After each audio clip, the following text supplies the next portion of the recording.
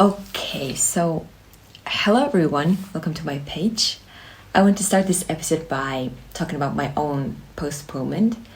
I could say that I had many excuses for not uploading videos for a long time, and that wouldn't be a lie, but still, I find it as laziness because no matter what my excuses were, this is what I exactly love to do, and I don't believe excuses should be the reason that keeps us away from the things we actually care about. Okay, so let me start from there. The last time I uploaded a video, I was talking about the role of politics in sociology, and at that time, our world was facing a really huge trouble. Now, almost 4 months later, I'm recording again, and that trouble is still continuing. This is both shocking and disturbing, and this makes me question and wonder, is this still unacceptable anymore, or how we slowly started to accept it as normal? To be honest, this is not something we should be getting used to when more than 1,000 people can die overnight and the next day it becomes just another piece of news we scroll past. I don't know, something is deeply wrong, and calling this their destiny while continuing with our lives is a way of disconnecting ourselves from reality. And this might sound uncomfortable to some people, and I know that's okay. What I'm trying to talk about here is not individuals, but a way of thinking that has become very common. And we often hear things like, I don't want to affect my day with bad news, or I stay away from the news to protect my own energy. And while this makes, sense at a personal level, it also reflects a broader tendency to step back from reality that don't directly touch our own lives.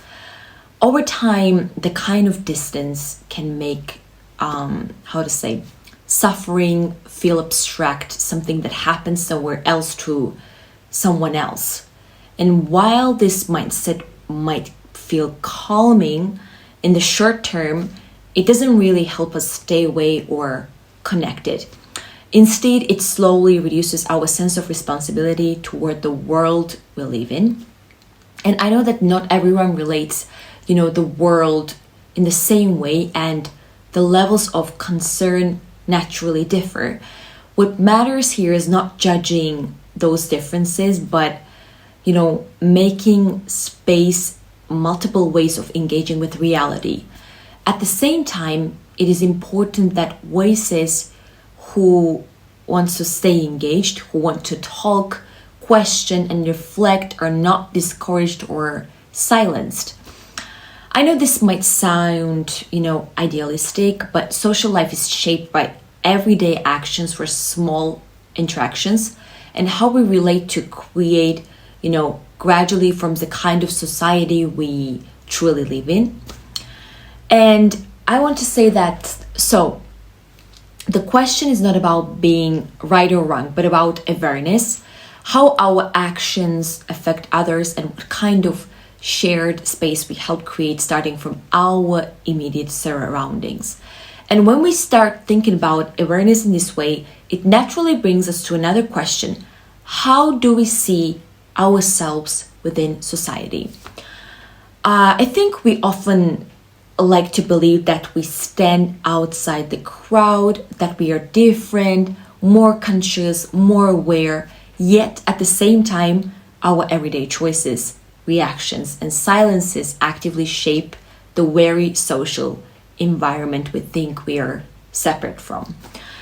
And I want to say that this tension between seeing ourselves as part of society and wanting to believe that we stand apart from it shows up in many small everyday moments. So sometimes it appears in the stories we connect with, or the images that go viral, or the symbols we emotionally attach ourselves to.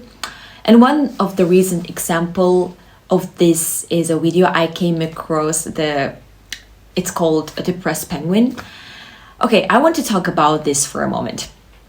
Because whenever I see or read something like that, I realize how easily we relate to it. Many of us see, ourselves in that penguin. We say, this is me, and at the same time, we tell ourselves that we are different.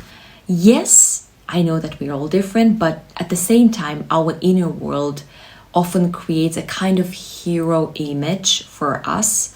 And we want to believe that, that we're not like others, that we stand outside the rules. And again, this makes me ask important question. That are we trying to escape reality, or have we lost our direction, or we trying to be seen by society as a different one, the outsider, the hero who does not follow the rules? Do we really reject the rules consciously, or do we not even know what we are running away from? Or is this simply the condition of modern life, where being an outsider has become another way of being recognized? And here I find myself basically thinking about Howard Baker and his concept of the outsider. Because traditionally being an outsider meant being labeled by society as abnormal. Also because if being an outsider is now seen as heroic, it means our society has changed what it values. And this change makes me think about a much older question. What does it mean to live well? And that's when Aristotle's concept of eudaimonia comes to my mind. Okay, you might ask why happiness enters to this conversation. And I want to say that here, I don't think that happiness doesn't mean a moment of joy or temporary pleasure, because his eudaimonia is more like a long-term way of living a well life where you feel fulfilled, purposeful, and true to yourself. And it's not about being happy all the time. It's about building a meaningful life. I think when we hear the word potential, we almost always think of it as something positive. And we say things like, this person has potential, or this person has no potential. In this way of thinking, potential becomes a central goal, something we're expected to reach. And that is why Han introduces another form of potential, the potential not to do something. So the ability to pause, to step back, and to not respond to every demand placed on us. This is not laziness. It is a real weakness. It is the ability to stop even when you're fully capable of acting. And this is the key point.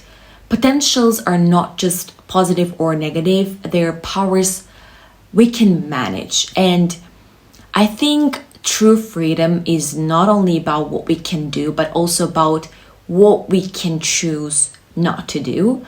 And for Han, this ability to stop is essential to freedom, because it gives us control of our own life, and rather than letting society's demands control us. So earlier I mentioned people who say, I don't want to watch the news, I don't want to ruin my energy. I get it, sometimes the world is heavy, but the problem is not the news itself, it's the attitude of disconnecting from the reality.